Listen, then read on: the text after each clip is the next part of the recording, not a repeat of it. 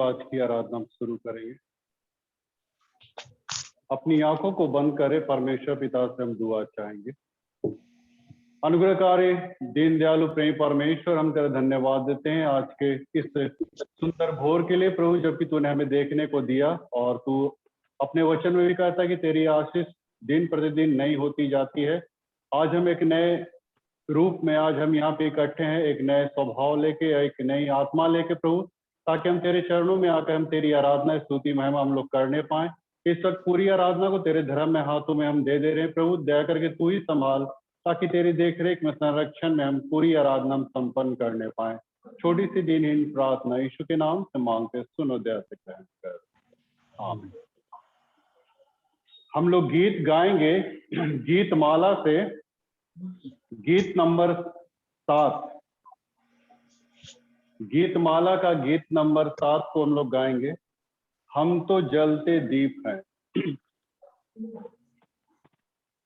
हम तो जलते दीप हैं यीशु की जोत के, जब तक हम हैं इस जहां में जलते जाना है। अंधियारे डगर पे हो आंधिया कही, हर डगर पे ज्योति की फैलाना है। हम तो जलते दीप हैं, जलना जिंदगी हमारी यीशु के लिए, जिसके दाग हर गुनाह की मेरे धो, जिसने सूली पे जलाई ज्योति प्रेम की, वो ही ज्योति मेरे दिल में आज जल रही, आज जल रही। जिसने पाया है हमें दे के अपनी जान, उस मसीह की हर कही महिमा गाना है। हम तो जलते दीप हैं, जल रही है जिंदगी यहाँ गुनाह में, प्रभु ने हमको है रखा अपनी निगाह में, दे रहा आवाज सबको आओ मेरे पास, पास रखूंगा हमेशा, होते क्यों निराश, होते क्यों निराश।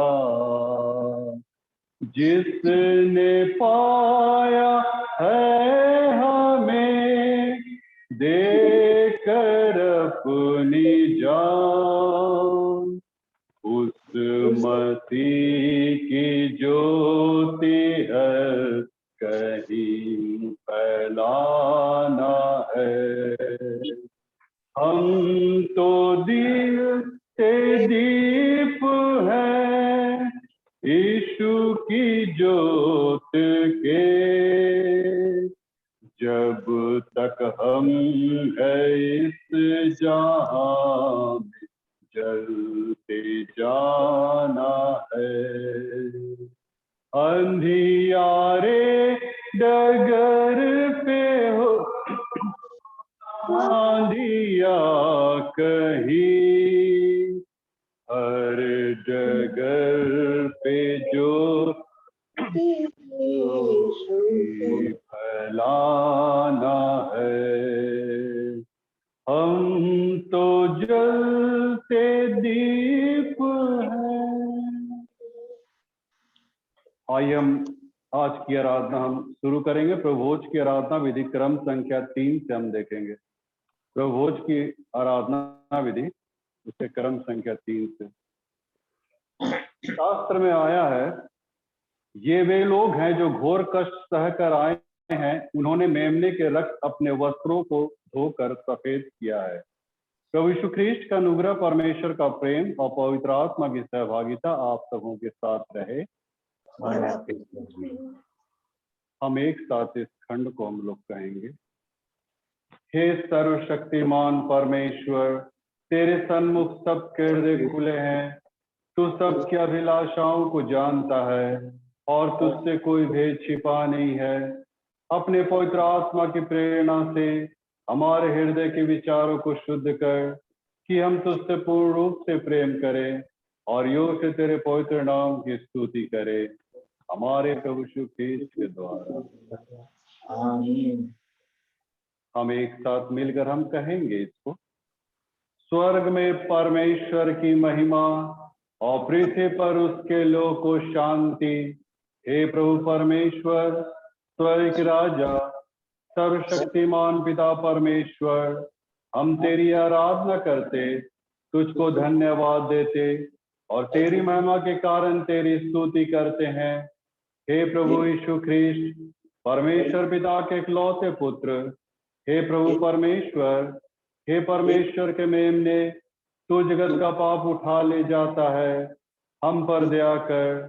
तू पिता की दाहिनी ओर विराजमान है, हमारी प्रार्थना स्वीकार कर, क्योंकि केवल तू ही पवित्र है, तू ही प्रभु है, तू ही यीशु ख्रीष्ट पवित्र आत्मा के साथ परमेश्वर पिता की महिमा में परमेश्वर।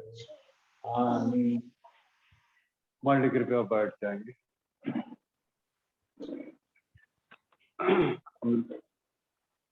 आइए हम लोग प्रार्थना में जाएंगे। सर्वधन्य परमेश्वर, हम एक बार फिर तेरे पास आते हैं प्रभु जी, और आज के सुंदर समय के लिए हम धन्यवाद देते हैं कि तूने हम इस्राएली जाति को इतनी ज्यादा आशीषों से नवाजा है प्रभु जी, और आज हम इस योग्य हो पाए प्रभु कि आज हम तेरे चौखट पे अपने आप को हम अर्पण कर पा रहे हैं पिता, और तेरी महिमा स्तुति के लिए हम लोग इकट्ठे हैं। हम धन्यवाद देते हैं कि तूने समय समय पे नबियों, राजाओं को, याजकों को, अपने चेलों प्रेरितों को तूने नियुक्त किया ताकि वे तेरे राज का विस्तार कर पाते। और आज हम खास जबकि हम याकूब को याद कर रहे हैं प्रभु जी, धन्यवाद देते हैं कि तूने उस चेले को भी तूने अपने काम के लिए, महिमा के लिए इस्तेमाल किया, और बहुतायत से इस्तेमाल किया। उनके जीवन को तूने, उनकी कैरेक्टर एटीट्यूड को तूने बदला और एक नए स्वभाव में गढ़कर तूने उनको अपने काम में यूटिलाइज किया पिता। और उसी के चलते आज जो भी कलीसियाएं खड़ी है इन चेलों के लहू की नींव पे बनी है प्रभु, इसके लिए हम तहे दिल से हम शुक्रगुजार हैं पिता। यही तुझसे दुआ चाहते हैं आने वाले समय में, जबकि तेरे खेत पक चुके हैं लेकिन मजदूर आज बहुत थोड़े हैं, आज खेत काटने का वक्त आ गया पिता, हम और भी मजदूर की डिमांड करते प्रभु। तो इस क्षेत्र से भी मजदूरों को तू उभार बना प्रभु, ताकि और भी लोग आ सके और तेरे दाग की बारी में काम करे और आत्माओं को बचाने में प्रयत्नशील हो। हम सारी आदर और महिमा देते हुए प्रार्थना चाहते हैं, यीशु के नाम से सुनो, जय से ग्रहण करें। आमीन। अनुग्रहकारी दीन दयालु प्रेमी परमेश्वर, हम पूरे डायसिस के लिए हम प्रार्थना करते हैं प्रभु। हमारे डायसिस में हमारे बिशप साहब, हमारे जितने भी पादरीगण हैं, जितने भी एल्डर्स हैं, सबों को नाम बनाम तेरे हाथों में सौंप देते हैं, जिनके कांधे पे एक बहुत बड़ा जुआ है, एक उत्तरदायित्व है अपने पूरे भेड़ों को समेटने की, उसको उठाने में तू सहायता करना। हम उन प्रेरितों को याद करते अपने जीवन को हम तुझ में हम रख सके पिता। ऐसी तो योग्यता, सामर्थ, आत्मा हम में हर एक के अंदर भेज, ताकि हम तेरी महिमा के योग्य अब कुछ फल ला सके पिता। यही तुझसे छोटी सी हम रिक्वेस्ट करते हैं, छोटी सी देरी प्रार्थना यीशु के नाम से मांगते, सुनो जय। इस वक्त पहला पाठ पढ़ा जाए। पहला पाठ मिस्टर अनिल कौर के द्वारा पढ़ाया जाएगा।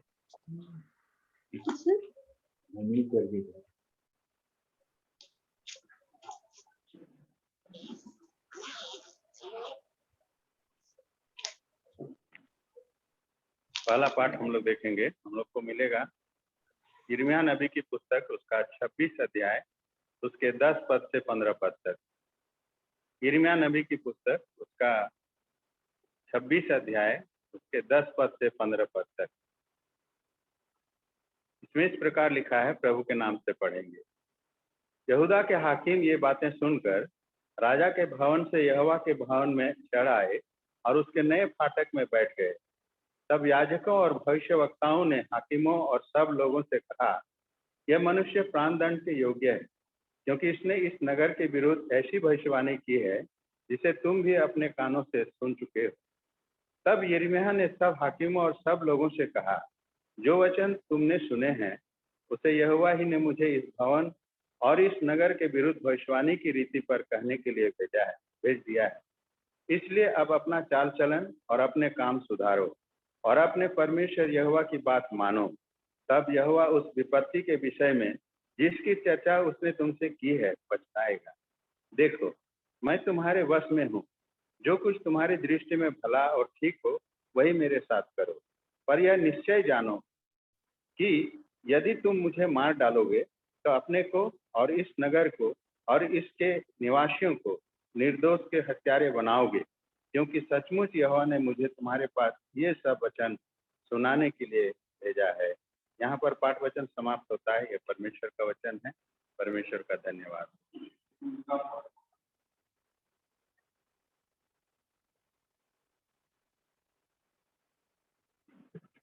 दूसरा पाठ वचन है प्रेरितों के काम, उसका 11 अध्याय 27 से लेकर के 12 अध्याय का तीसरा पद तक। प्रेरितों के काम, उसका 11 अध्याय 27 से लेकर के 12 अध्याय का तीसरा पद तक, जहाँ लिखा है, उन्हीं दिनों में कई भविष्यद्वक्ता यरूशलेम से अंताकिया आए। उनमें से अगबुस नामक एक ने खड़े होकर आत्मा की प्रेरणा से यह बताया कि सारे जगत में बड़ा अकाल पड़ेगा। वह अकाल क्लौदियुस के समय में पड़ा। तब चेलों ने निर्णय किया कि हर एक अपनी अपनी पूंजी के अनुसार यहूदिया में रहने वाले भाइयों की सहायता के लिए कुछ भेजें। उन्होंने ऐसा ही किया और बरनबास और शाऊल के हाथ प्राचीनों के पास कुछ भेज दिया। उस समय हेरोदेस राजा ने कलीसिया के कई व्यक्तियों को सताने के लिए उन पर हाथ डाले। उसने यूहन्ना के भाई याकूब को तलवार से मरवा डाला। जब उसने देखा कि यहूदी लोग इससे आनंदित होते हैं, तो उसने पतरस को भी पकड़ लिया। वे दिन अख़मीरी रोटी के दिन थे। यहाँ पाठ समाप्त होता है।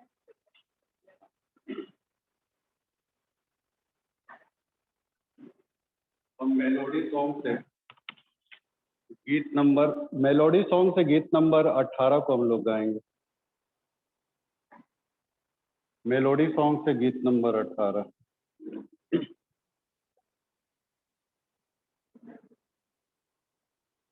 गवाही दे मसीही तू, गवाह तुझको बनाया है। गवाही दे मसीही तू, गवाह तुझको बनाया है।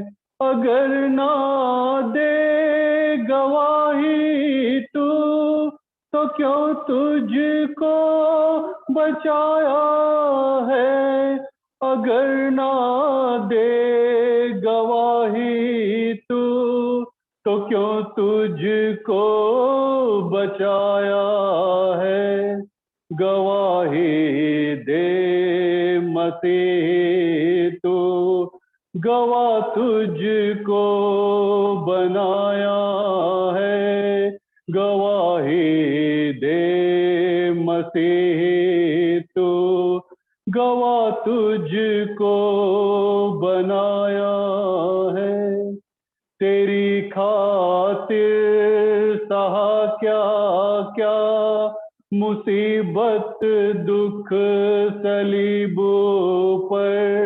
तेरी खातिर सहा क्या क्या मुसीबत दुख सलीबों पर। इसी का तो गवाहों ने तुझे उसने बुलाया है, इसी का तो गवाहों ने तुझे उसने बुलाया है। गवाही दे मसीह तू, गवाह तुझको बनाया है। गवाही दे मसीह तू, गवाह तुझको बनाया। निकाली बद रूहें तुझसे सताती थी तुझे हरदम, निकाली बद रूहें तुझसे सताती थी तुझे हरदम। रिहा कर बंद शैतान से तुझे जन्नत में लाया है। रिहा कर बंद शैतान से तुझे जन्नत में लाया है। गवाही दे मसीह तू, गवाह तुझको बनाया है। अगर ना दे गवाही तू, तो क्यों तुझको बचाया है। अगर ना दे गवाही तो क्यों तुझको बचाया है। गवाही दे मसीही तू, गवाह तुझको बनाया है। गवाही दे मसीही तू, गवाह तुझको बनाया। हम प्रेरितों के विश्वास वचन का इंकार हम लोग एक साथ करेंगे। प्रेरितों के विश्वास वचन का इंकार हम लोग एक साथ करें। मैं सर्वशक्तिमान पिता, स्वर्ग और पृथ्वी के सृष्टिकर्ता परमेश्वर पर विश्वास करता हूँ। मैं उसके इकलौते पुत्र हमारे प्रभु यीशु ख्रीष्ट पर विश्वास करता हूँ। वह पवित्र आत्मा के सामर्थ से घर में आया और कुंवारी मरियम से जन्मा। उसने पिलातुस पिलातुस के शासन में दुख भोगा। वह क्रूस पर चढ़ाया गया, मरा और गाड़ा गया और मृतकों के लोक में उतरा। तीसरे दिन वह जी उठा। वह स्वर्ग पर चढ़ गया और पिता की दाहिनी ओर विराजमान है। वह जीते मृतकों का न्याय करने को फिर से आने वाला है। मैं पवित्र आत्मा पर, पवित्र सालों की कलीसिया पर, संतों की संगति, पापों की क्षमा, देह के पूर्ण उत्थान और अनंत जीवन पर विश्वास करते हैं। आमीन। हम पापांगीकार की प्रार्थना हम लोग एक साथ कहेंगे। क्रम संख्या 19 की प्रार्थना। प्रभु भोज की आराधना विधि क्रम संख्या 19 की प्रार्थना हम लोग एक साथ कहेंगे। हे सर्वशक्तिमान परमेश्वर, हमारे स्वर्ग पिता, हमने मन, वचन और कर्म से तेरे विरुद्ध और अपने साथियों के विरुद्ध गुनाह किया है। हमने अपनी अज्ञानता और दुर्बलता के कारण और जानबूझकर ही बुराई की है और भलाई करने में असफल रहे हैं। इन सब पापों के लिए हम सचमुच खेदित हैं और अंतःकरण से पश्चाताप करते हैं। तेरे पुत्र यीशु ख्रीष्ट ने हमारे लिए अपने प्राण दिए। उसी कारण हमने जो गुनाह किए उनको क्षमा कर और यह वर दे कि भविष्य में हम नया जीवन पाकर सदा तेरी सेवा करें, ताकि तेरे पवित्र नाम की महिमा। सर्वशक्तिमान परमेश्वर उन सबको क्षमा करता जो अपने साथियों को क्षमा करते और सच्चा पश्चाताप करते हैं। वह तुम पर दया करे, तुम्हारे सब गुनाहों को क्षमा करे और उनसे तुमको छुटकारा दे। सब भले काम तुम्हें स्थिर और सबल करे और शाश्वत जीवन में बनाए रखे। आमीन। परमेश्वर हम सब मिलकर ख्रिस्ट की देह हैं, हम सब ने एक आत्मा द्वारा एक देह में बपतिस्मा लिया है। हम ऐसे कार्य में संलग्न हैं जिससे शांति मिलती है और एक दूसरे का निर्माण होता है। प्रभु की शांति सदा तुम्हारे साथ रहे। हम लोग फिर एक गीत गाएंगे मेलोडी सॉन्ग से, गीत नंबर 14। मेलोडी सॉन्ग का गीत नंबर 14 को हम लोग गाएंगे। जीवन की राहों पर चलना संभल के। जीवन की राहों पर चलना संभल के जरा, हर मुसीबत में यीशु सहारा तेरा। हो जीवन की राहों पर चलना संभल के जरा, हर मुसीबत में यीशु सहारा तेरा। हो जीवन की राहों पर पल दो पल का जीवन है, प्रेम का कितना मोल है। पल दो पल का जीवन है, प्रेम का मोल है। समझ तू पाएगा इसको, यीशु से नाता न तोड़ेगा। समझ तू पाएगा इसको, यीशु से नाता न तोड़ेगा। बिछड़ भी जाए राहों पर तुझे वही संभालेगा। जीवन की राहों पर चलना संभल के जरा, हर मुसीबत में यीशु सहारा तेरा। हो जीवन की राहों पर ये संसार अभिलाषा छोड़, पीछे मसीह के चलता चल। ये संसार अभिलाषा छोड़, पीछे मसीह के चलता चल।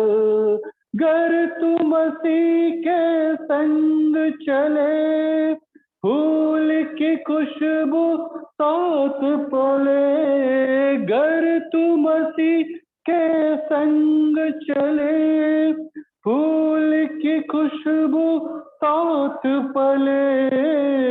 गर ये खुशबू बिखर भी जाए, एक नया जीवन पाए। जीवन की राहों पर चलना संभल के जरा, हर मुसीबत में यीशु सहारा तेरा। हो जीवन की राहों पर। मरकुस की इंजिल निकाल लेंगे। मरकुस रचित सुसमाचार उसका 10वां अध्याय, उसके 35 पद से लेके हम 45 पद तक हम देखें। मरकुस की इंजिल उसका 10वां अध्याय 35 से लेके 45 पद तक। यहाँ पे ऐसा लिखा है, तब जब्दी के पुत्र याकूब और यूहन्ना ने उसके पास आकर कहा, हे गुरु, हम चाहते हैं कि जो कुछ हम तुझसे मांगे वही तू हमारे लिए करे। उसने उनसे कहा, तुम क्या चाहते हो कि मैं तुम्हारे लिए करूं? उन्होंने उससे कहा कि हमें यह दे कि तेरी महिमा में हम में से एक तेरे दाहिने और तू दूसरा तेरे बाएं बैठे। यीशु ने उनसे कहा, तुम नहीं जानते कि क्या मांगते हो। जो कटोरा मैं पीने पर हूँ क्या पी सकते हो, और जो बपतिस्मा मैं लेने पर हूँ क्या ले सकते हो? उन्होंने उससे कहा, हमसे हो सकता है। यीशु ने उनसे कहा, जो कटोरा मैं पीने पर हूँ तुम पियोगे, और जो बपतिस्मा मैं लेने पर हूँ उसे लोगे। पर जिनके लिए तैयार किया गया उन्हें छोड़ और किसी को अपने दाहिने और अपने बाएं बिठाना मेरा काम नहीं। यह सुनकर दसों याकूब और यूहन्ना पर रिसियाने लगे। और यीशु ने उनको पास बुलाकर उनसे कहा, तुम जानते हो कि जो अन्य जातियों के हाकिम समझे जाते हैं वे उन पर प्रभुता करते हैं और उनमें जो बड़े उन पर अधिकार जताते हैं, पर तुम में ऐसा नहीं है, वरन जो कोई तुम में बड़ा होना चाहे वह तुम्हारा सेवक बने, और जो कोई तुम में प्रधान होना चाहे वह सबका दास बने। क्योंकि मनुष्य का पुत्र इसलिए नहीं आया कि उसकी सेवा टहल की जाए, पर इसलिए आया कि आप सेवा टहल करें और बहुतों की छुड़ौती के लिए अपना प्राण दे। आइए हम लोग प्रार्थना करें।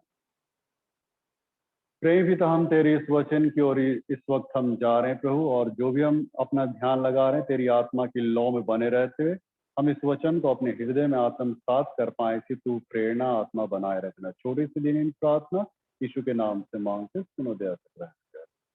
हाँ, मंडली कृपया बैठ जाएंगे।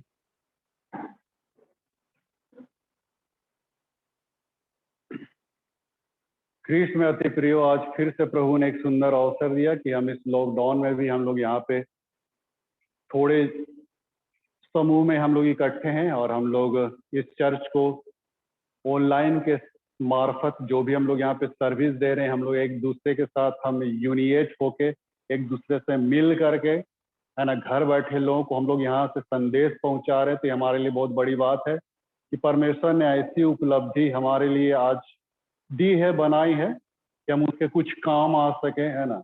परमेश्वर ने हम लोग को यूं ही नहीं भेज दिया है पृथ्वी पे, नहीं, कुछ ऐसे उत्तरदायित्व, कुछ ऐसे रिस्पॉन्सिबिलिटी, कुछ ऐसे जुए हमारे में कांधे में डाले गए हैं, कुछ योग, है ना। तो उस योग के तहत, उस जुए के तहत, उस दायित्व के तहत हम लोग जो कुछ भी हम लोग यहाँ पे कर रहे हैं अपने संत पीटर चर्च या फिर और जितने भी व्यूअर्स हैं, लिसनर हैं, सबों के लिए जो हम लोग कर रहे हैं, तो ये हमारे लिए अच्छी बात है कि हम लोग अपना अपना योगदान दे रहे हैं। और ऐसे ही योगदान परमेश्वर हमेशा से लेता आया है ना। बाइबल कहती है कि पूर्व युगों में नबियों से, राजाओं से, याजकों से परमेश्वर बात करता था। धीरे धीरे उसने फिर अपने चेलों को नियुक्त किया, फिर प्रेरितों को नियुक्त किया, फिर बहुत सारे लोगों को नियुक्त करके अपनी दाग की बारी में काम करवाया। नहीं, तो आज हम एक ऐसे ही शख्स के विषय में हम लोग जानने जा रहे हैं, और उस शख्स का नाम है मित्रों, वो प्रभु यीशु मसीह के 12 चेलों में से था, और उस शख्स का नाम है याकूब, है ना। लेकिन याकूब दो ठो याकूब है ना। यीशु के 12 चेलों में 2 याकूब का जिक्र आता है, एक हल्फई का पुत्र याकूब और एक जब्दी के पुत्र याकूब। तो हम लोग हल्फई के पुत्र के याकूब के विषय में नहीं देखेंगे, लेकिन जब्दी के पुत्र के याकूब के विषय में हम लोग देखेंगे। जब्दी पुत्र का याकूब, है ना, जब्दी का पुत्र याकूब। तो इस याकूब के विषय में हम लोग थोड़ी देर हम लोग मनन करेंगे, और इसे कैरेक्टर को थोड़ा हम लोग छानने की कोशिश करेंगे, उनकी एक्टिविटीज, उनके जो नेचर थी, उनकी जो उनके जो भी एटीट्यूड था, उसको हम बाइबल में से खंगालेंगे। जितना मिलेगा उतना हम लोग आप लोग के बीच में यहाँ पे डालेंगे, रखेंगे, है ना। तो याकूब के विषय में हम लोग जान रहे हैं, और ये याकूब यीशु मसीह का कजन था, क्योंकि याकूब की माँ और यीशु की माँ दोनों कजन थी। मौसेरी थी कि चचेरी थी, बाइबल इस बात की ताकीद नहीं करती है, लेकिन जो भी हो, कजन थे यीशु मसीह और याकूब। तो जाहिर है कि दोनों कजन थे, तो उनकी माता भी कजन थी, तो इनके माने बच्चे लोग भी कजन, तो दोनों भाई थे, है ना, कजन ब्रदर थे, दोनों भाई थे, यीशु और याकूब, और कजन ब्रदर्स। लेकिन याकूब का एक अपना जो अपना भाई था, सगा भाई था, वो यूहन्ना था, और याकूब बड़ा था। हाँ, याकूब, दोनों भाई में यूहन्ना याकूब में याकूब बड़ा था। इस मामले में हम लोग जानते हैं बड़ा था कि क्योंकि बाइबल को आप जहां भी देखिएगा, डिसाइपल्स का जहां भी लिस्टअप हुआ है, जहां भी जिक्र आया याकूब के विषय में, यूहन्ना के विषय में, तो याकूब का नाम पहले आता है। याकूब यूहन्ना, याकूब यूहन्ना, याकूब यूहन्ना, यूहन्ना याकूब हम लोग नहीं बोलते ना, याकूब यूहन्ना, बहुत सभी जगह।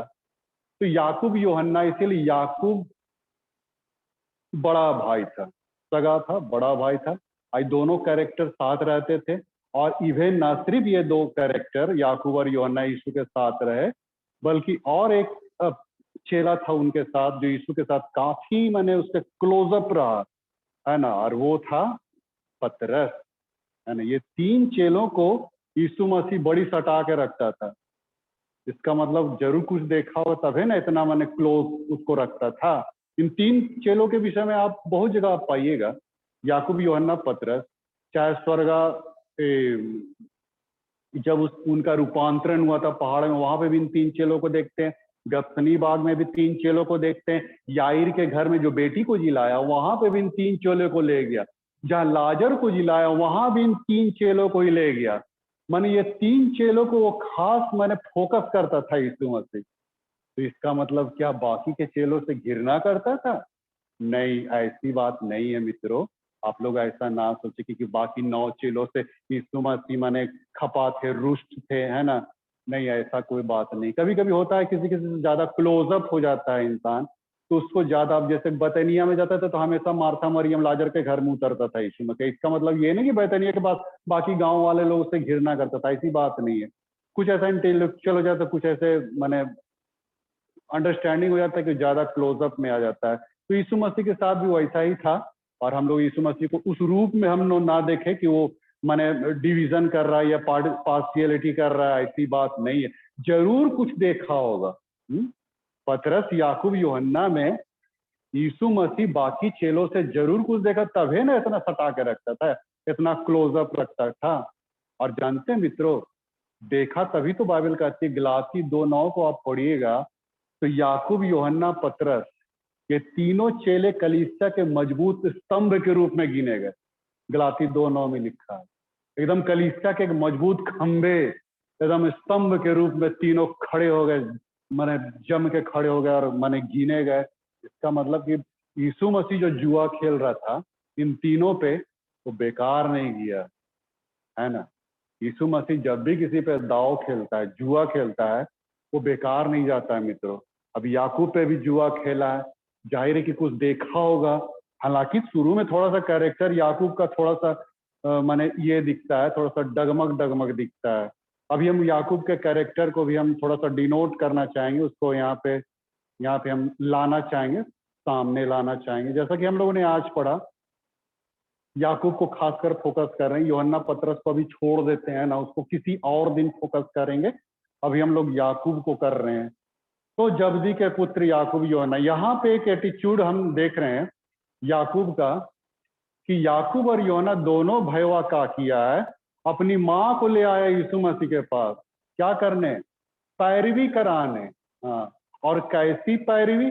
सत्ता की पैरवी, हाँ, पोस्ट की पैरवी। और क्या कहते हैं याकूब और यूहन्ना उनके पास आके कहते हैं कि हम जो कुछ तुझसे मांगे हम चाहते हैं।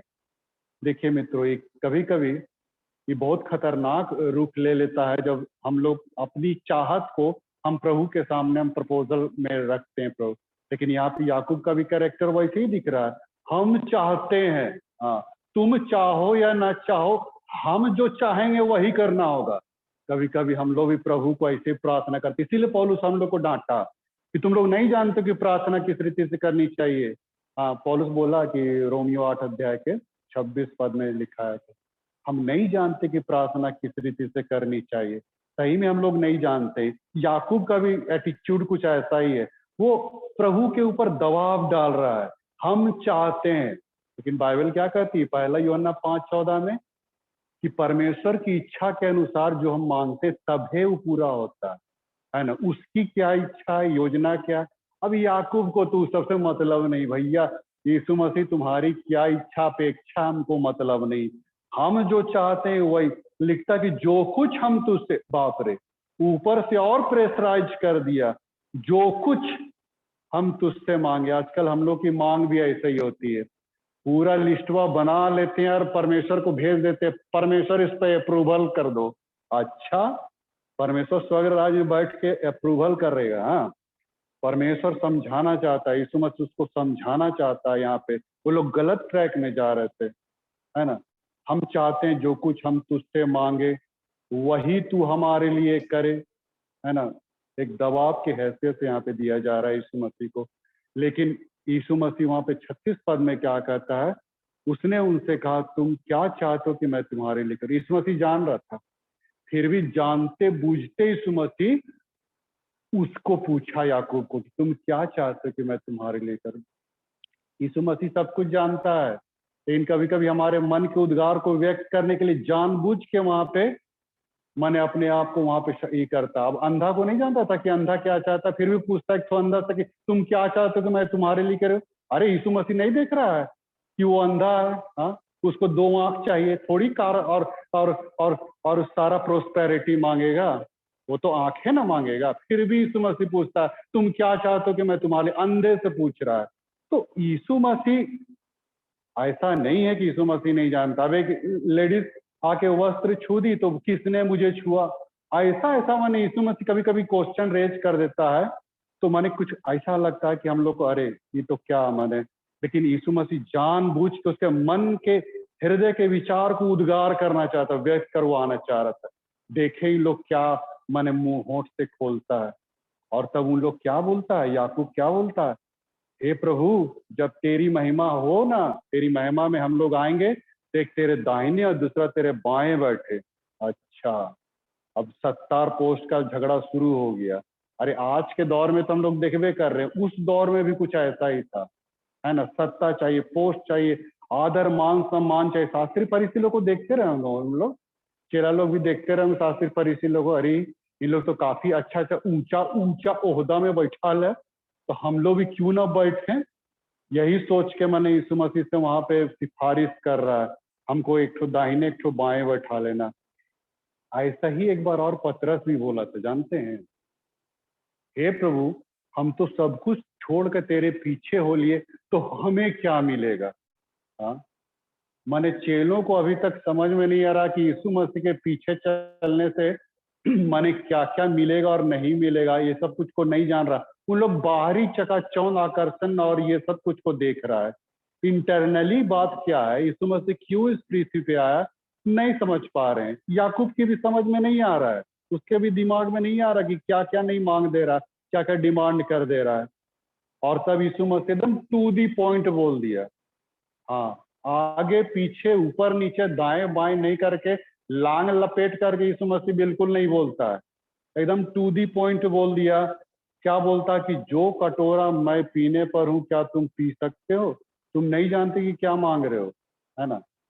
तुम नहीं जान रहे हो कि क्या मांग रहे हो। जो कटोरा मैं पीने पर हूं क्या पी सकते हो, और जो बपतिस्मा मैं लेने पर हूं क्या ले सकते हो। बहुत बड़ा आप सवाल यहाँ पे पैदा कर दिया यीशु मसीह। हम सेवकों के लिए बहुत जबरदस्त ये चीज है।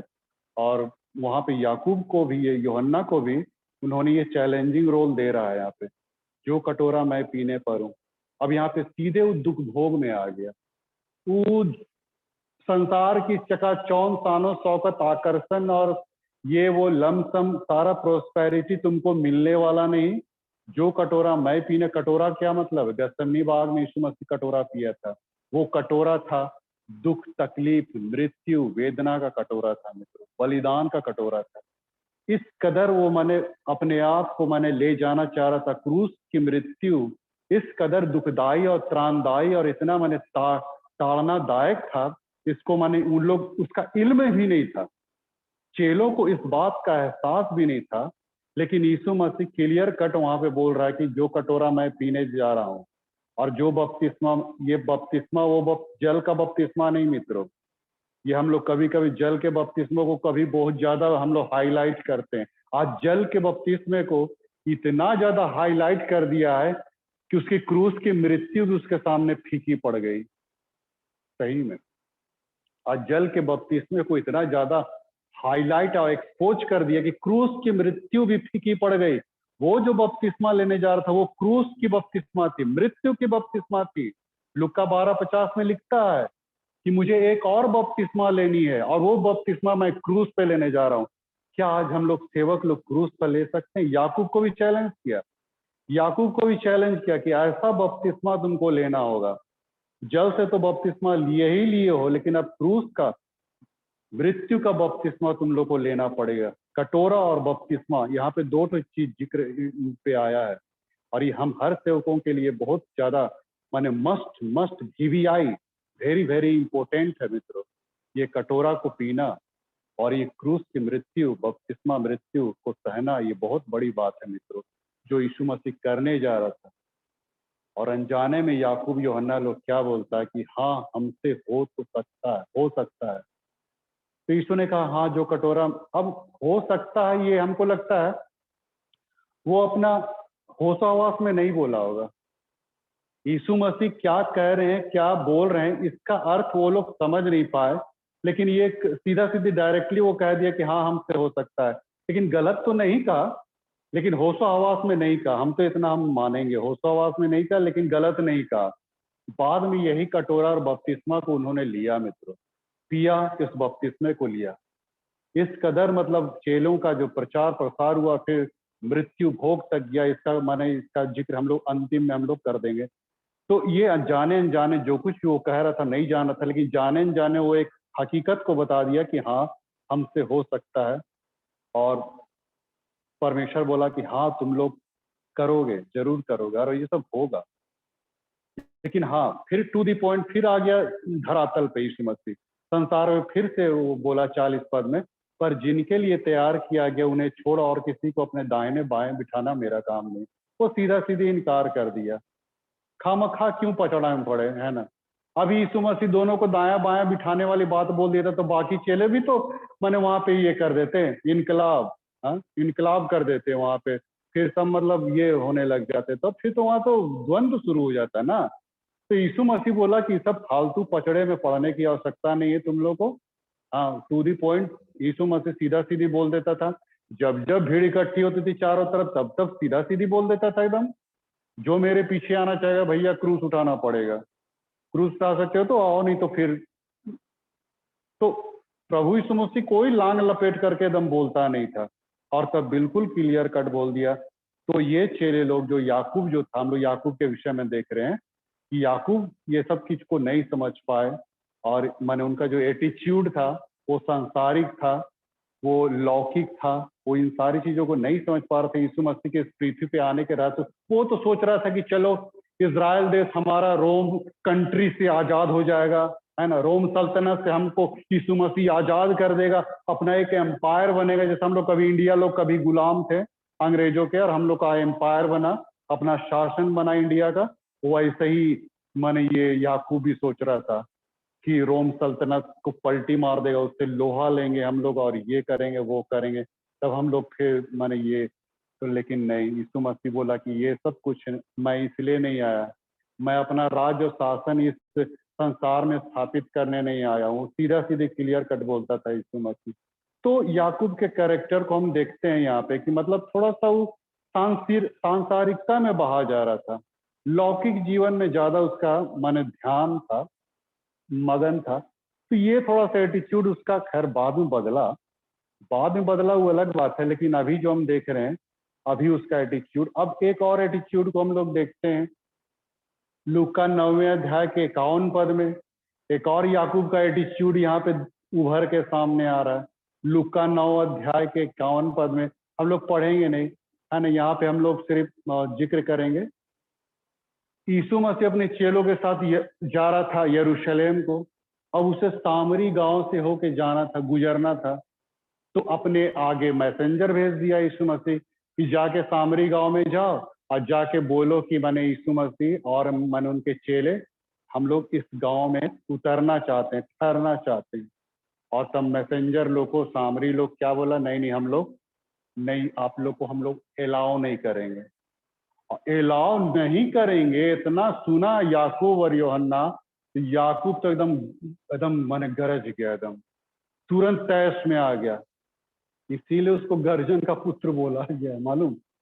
याकूब यूहन्ना को गर्जन का पुत्र, मरकुस 3 अध्याय के 17 पद में आप देखिएगा, गर्जन का पुत्र, इसका मतलब उसका बाप भी गरजता होगा, नहीं उसका बाप भी बड़ी आवेश वाला होगा, तैश वाला होगा, इसीलिए उसका छुआ लोग भी, बेटा लोग भी वैसे ही निकला, एकदम गरजते हुए। माने गर्जन का पुत्र उसको बोलता है, याकूब को और यूहन्ना को गर्जन का पुत्र। बुअनर्गिस ऐसा करके उसका नाम, ये शायद यूनानी या लैटिन भाषा में कुछ भी हो भाषा में होगा। तो गर्जन का पुत्र, तो याकूब को मैंने एकदम तुरंत पिता आ गया, तुरंत एकदम गुस्सा में, एंग्री यंग मैन टाइप का हो गया एकदम, मतलब। और क्या कहता कि हम लोग को ये करेगा, रोकेगा। और याकूब तुरंत एकदम आस्तीन चढ़ा दिया। और तब वो कहता कि प्रभु अभी आज्ञा दो तो आकाश से आग गिरा के पूरा गांव का गांव नष्ट कर देंगे। लो, हाँ? यीशु मसीह के पीछे चल रहे हो और यहाँ तुम पूरा गांव को नष्ट करने जा रहे हो, क्या मतलब। माने कभी कभी हम लोग का भी माने एटीट्यूड, जो हम मनुष्य जाति लोग जो हैं, हम लोग का मानव जीवन भी कुछ ऐसा ही होता है कि अगर कोई हम लोग को बर्दाश्त नहीं करे तो हम उसको बर्दाश्त नहीं कर सकते ना, ऐसा हो जाता है। तो माने याकूब के साथ भी वही चीज हो रहा था कि हम लोग को उतरने नहीं देगा, हम लोग को, और भी यीशु मसीह को, ऐसा करके। हाँ, माने याकूब एक्चुअली यहाँ पे देखिए दो मैटर आ जाती है। याकूब क्यों अपोज किया, दो बातें उभर के सामने आती। पहली बात कि यहूदियों और सामरियों के बीच में 36 का आंकड़ा रहता था। बाइबल कहती कि यहूदी सामरियों के बीच में कोई तालमेल, कोई मिलन नहीं था, कोई आपस में एक दूसरे से कनेक्टिविटी नहीं था। याकूब बोला कि हम यहूदियों को जो उच्च जाति के हैं, हम लोग को माने तुम ये करोगे, माने एक तरह से कहना चाहिए कि बदला, प्रतिशोध। अभी बताओ, सदोम अमोरा के समान सबको एकदम खत्म कर देंगे प्रभु, है ना, आज्ञा तो दो सिर्फ, ऐसा करके माने सारे सामरियों को। तो ये शत्रुता की भावना कहाँ से आ गई मित्रों?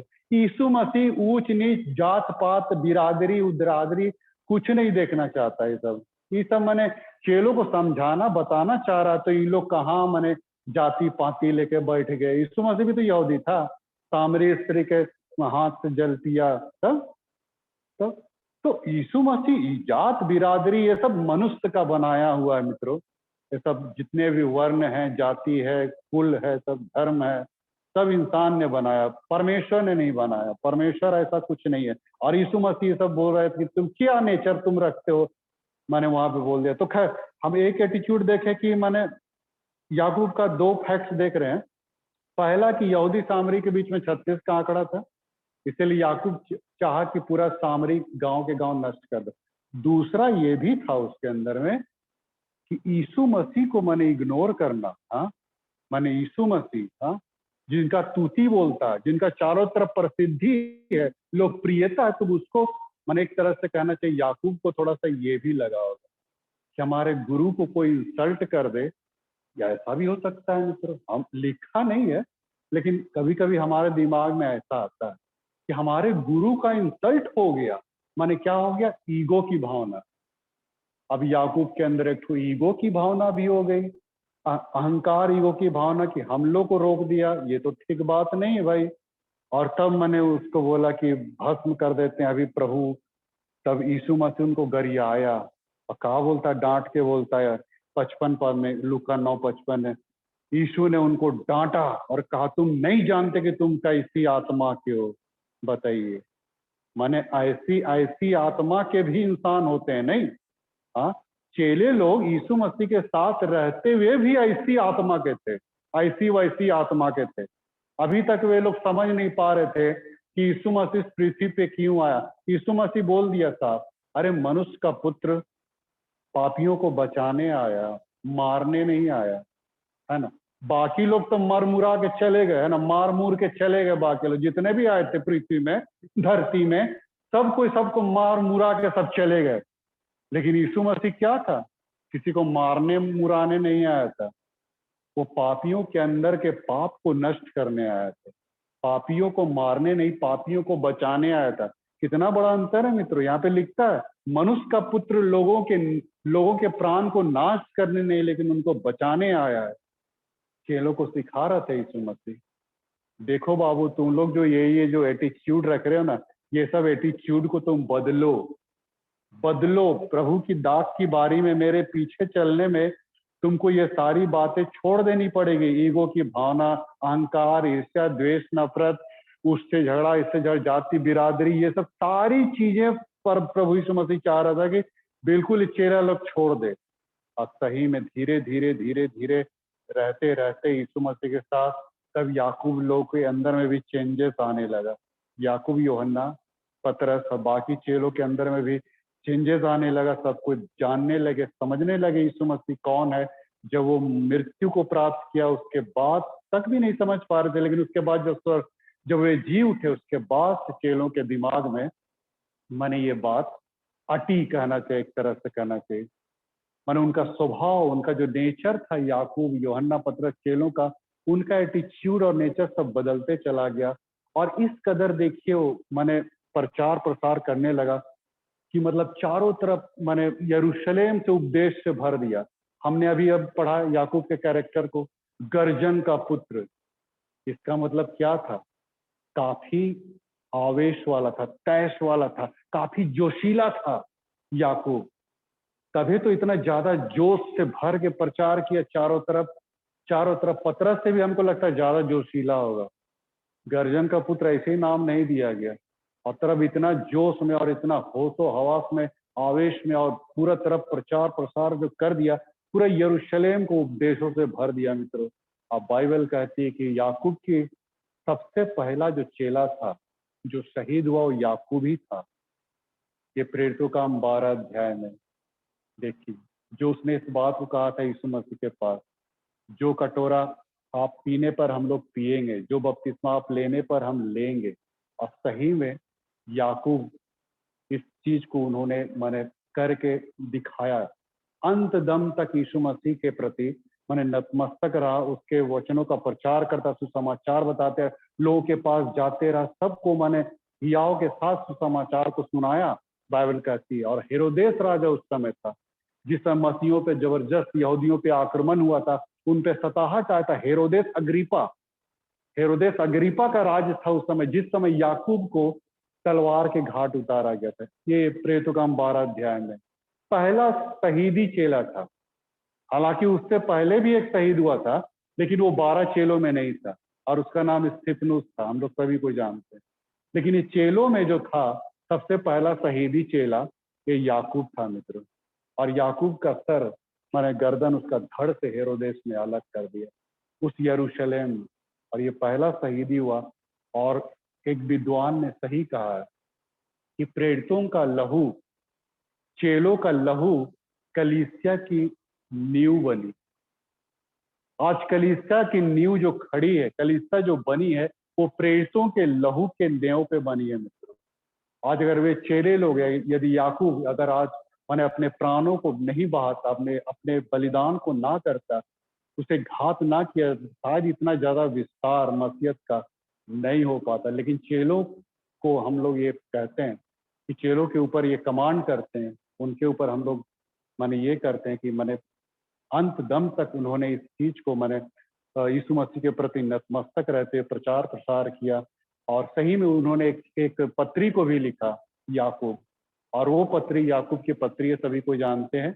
और ये बिल्कुल प्रैक्टिकल पत्री है, व्यवहारिक पत्री है। ये लांग लपेट के बिल्कुल नहीं बोलता है, बिल्कुल टू दी पॉइंट ये भी अब बोलने लगा याकूब भी। और याकूब की पत्री को व्यवहारिक पत्री, प्रैक्टिकली पत्री बोला गया, एकदम प्रैक्टिकल। माने मनुष्य का जीवन जो है न सिर्फ इस वचन के अंतर्गत हो, बल्कि एटीट्यूड भी इस वचन के अंतर्गत हो, सिर्फ शब्द मात्र से नहीं। याकूब की पत्री का यही लेखन का उसका यही शैली था, वो शब्द मात्र ही में ना रहे, वरन उसे हम अपने जीवन में व्यवहारिकता में हम लोग को लागू करने थे। क्योंकि वो समझ गया था कि मेरा व्यवहार प्रभु के प्रति ठीक नहीं था।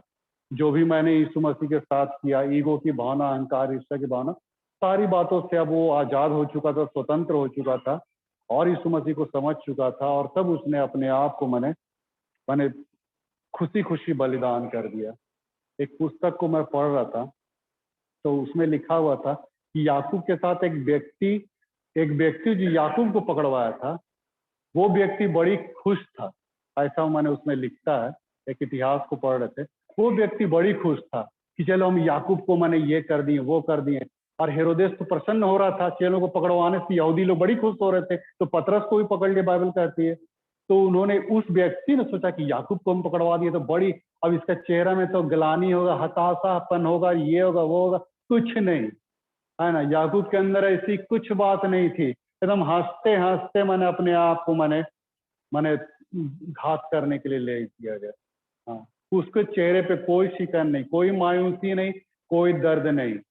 किसके लिए सह रहा था? यीशु मसीह के लिए। जब हम यीशु मसीह के लिए सहेंगे सब कुछ, अगर हम यीशु मसीह को समझते जानते, हमारे अंदर में डर भय का कोई नामो निशाने नहीं रहेगा। बाइबल कहती है, पहला तुम से एक साथ में लिखता है परमेश्वर ने हमें भय की आत्मा नहीं दी है, बल्कि एकदम सामर्थ की आत्मा दी है, आत्मा की आत्मा, संयम की आत्मा दी है।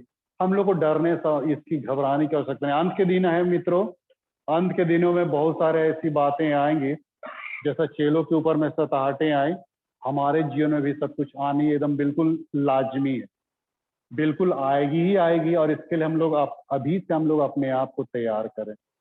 हम लोग डर के भागे ना, या माने हम लोग कभी भी हताश, निराश या परेशान हो, जैसी विपत्तियां आती है हमेशा हम परमेश्वर के साथ हम जुड़े रहें, बने रहें, तो यकीनन हम लोग डिगने का, हिलने का हम लोग के पास चांस नहीं रहेगा। लेकिन जहां हमारा विश्वास कमजोर होगा तो फिर हम माने डिनाई कर देंगे, तुरंत एकदम तुरंत पूरा डिनाई कर देंगे एकदम।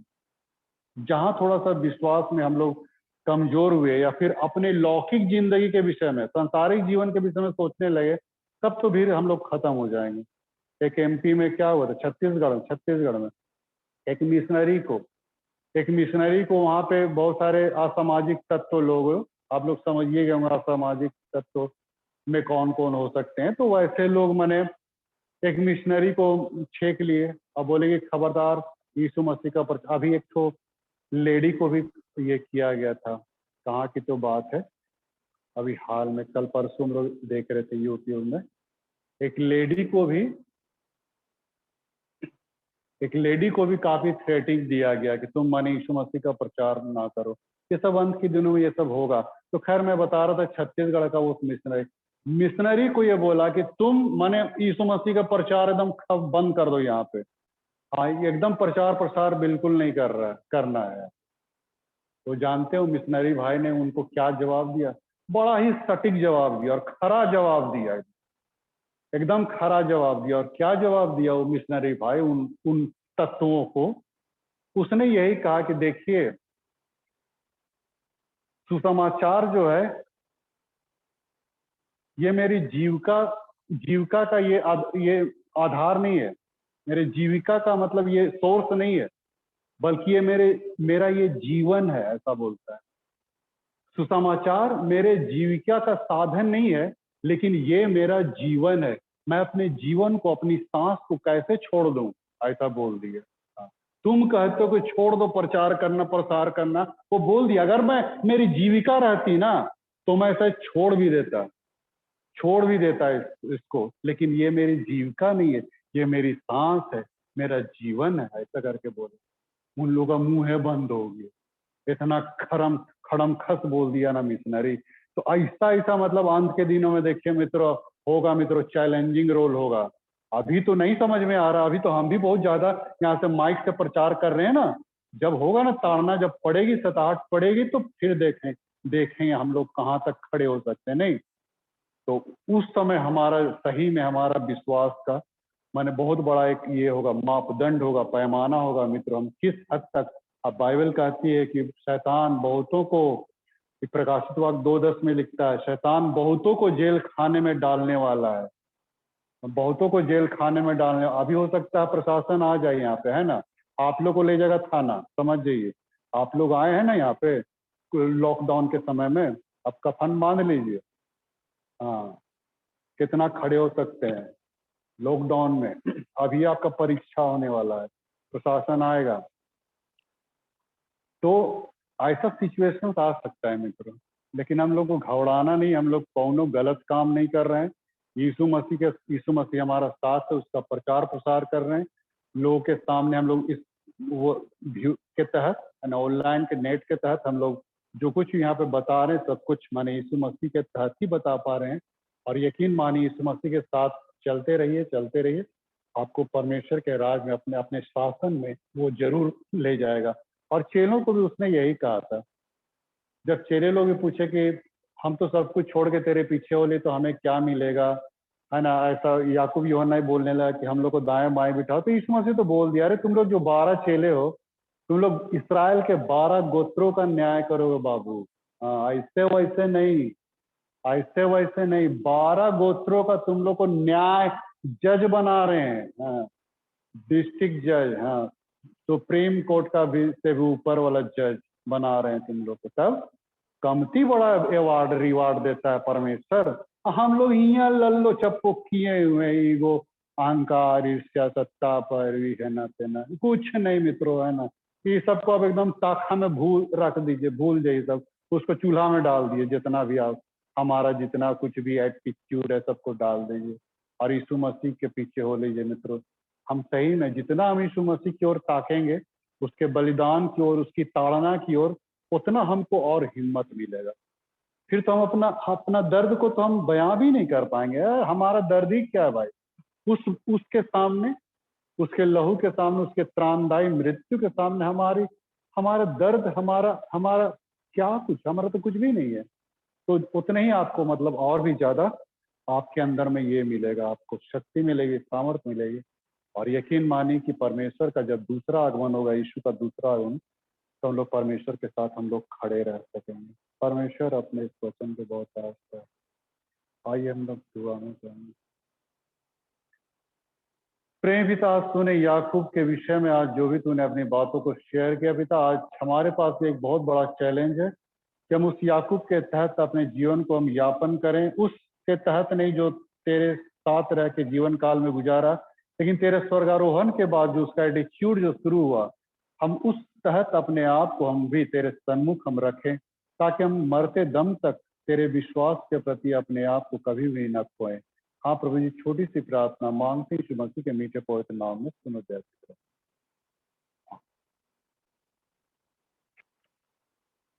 हम लोग गीत गाएंगे और उस गीत के समय हम लोग दान अर्पण करेंगे। मेलोडी सॉन्ग से गीत नंबर 11 को हम लोग गाएंगे। मेलोडी सॉन्ग से गीत नंबर 11 हम लोग गाएंगे, ये जीवन है क्या।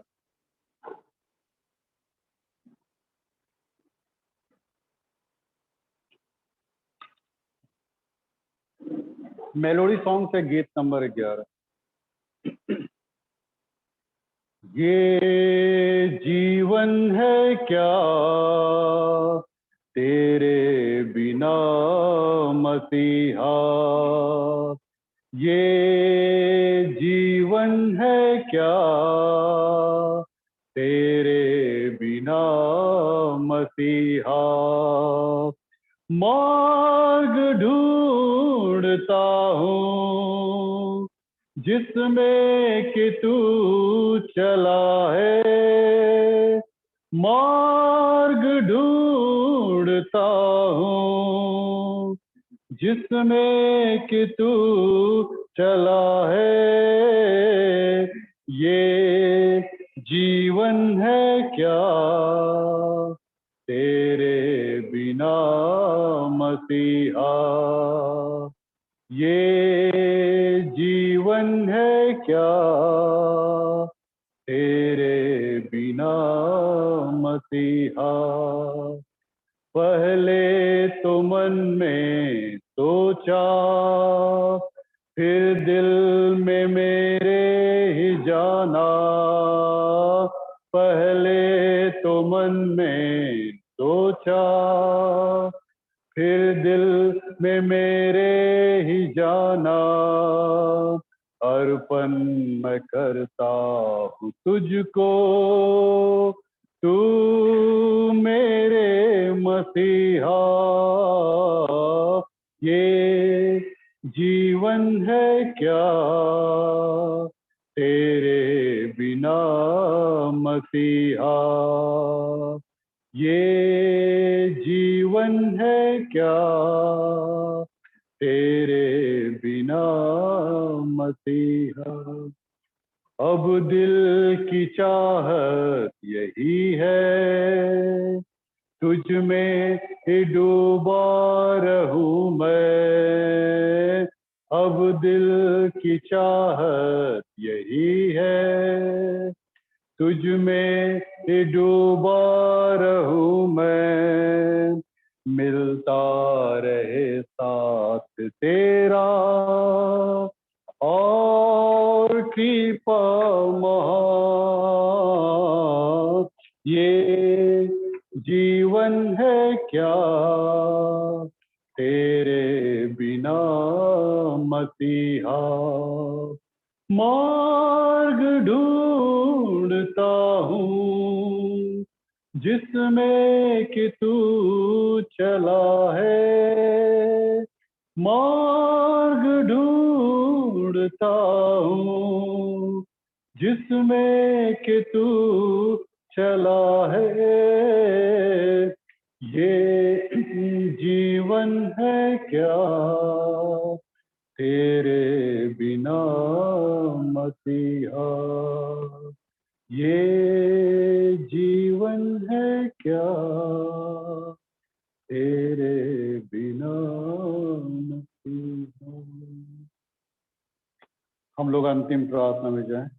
अनुग्रहकारी दीन दयालु परमेश्वर, हम इस भेद को हम तेरे चरणों में हम लाते हैं। दया करके तो अपनी आशीष इस दान पे बढ़ा, ताकि ये सारे दान तेरे कामों के लिए, सामर्थ्य के लिए, महिमा के लिए, आत्माओं को बचाने में ही खर्च होने पाए। छोटी सी दीन प्रार्थना यीशु के नाम से मांगते सुनो जा सकते हैं।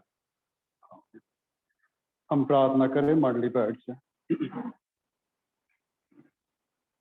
अनुग्रहकारी दीन दयालु प्रेम परमेश्वर, हम तेरा धन्यवाद देते हैं कि तूने याकूब के जीवन को तूने आज हमारे बीच में उद्धृत किया, एक्सपोज किया। प्रभु, सचमुच चेले लोग भी तेरे इस पृथ्वी पे आने के रहस्य को नहीं समझ पाए, लेकिन जब तेरी मृत्यु हुई तब वे लोग जान पाए कि तेरा शासन, तेरा राज इस पृथ्वी पे नहीं बल्कि मनुष्य के हृदय पे है। और तूने हर एक हृदय पे तूने राज किया, अपने आप को इस रूप में मृत्यु को ले गया ताकि आज हम जीवन पाएं। तेरे मरने से आज हमें जीवन मिली पिता, और इस जीवन को हम यूं ही खो न दे। जो कुछ भी तूने हमारे कांधे पे दायित्व रखा है, इस दायित्व को उठाने में तो हमें हर एक की सहायता कर प्रभु, ताकि हम अंतिम सांस तक हम तेरे प्रति हम नतमस्तक रहें, विश्वास योग्य बने रहें।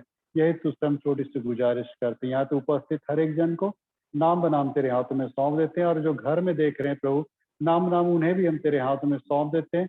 हर एक पे तू अपनी प्रभुता, अपनी अगुवाई को बनाए रखना, ताकि हर व्यक्ति तेरे नजदीक में पाए जाए। हम सारी आदर और महिमा देते हुए इस छोटी सी दीनी प्रार्थना को मांगते हैं, इसके नाम से सुनो दया से। हाँ, प्रभु की प्रार्थना हम लोग एक साथ कहेंगे।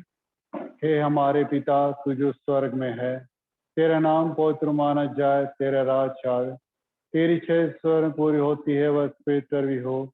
हमारे जन्म की रोटी आज हमें दे, हमारे अपराधों को क्षमा कर जैसे हमने अपने अपराधियों को क्षमा किया है। हमें परीक्षा में ना ला, परंतु बुराई से बचा, क्योंकि राज सात महिमा तेरी।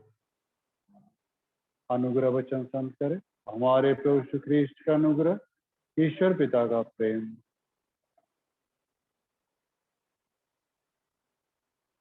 फिर मरते समय अपना क्रूस देखा, रात कर दे दिन और स्वर्ग का मार्ग बता, दिन स्वर में खुदा मिटते जग के राह, तू जीते मरते का मेरे साथ।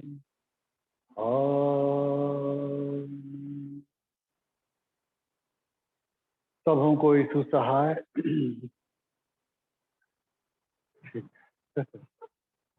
यीशु सहाय, यीशु सहाय।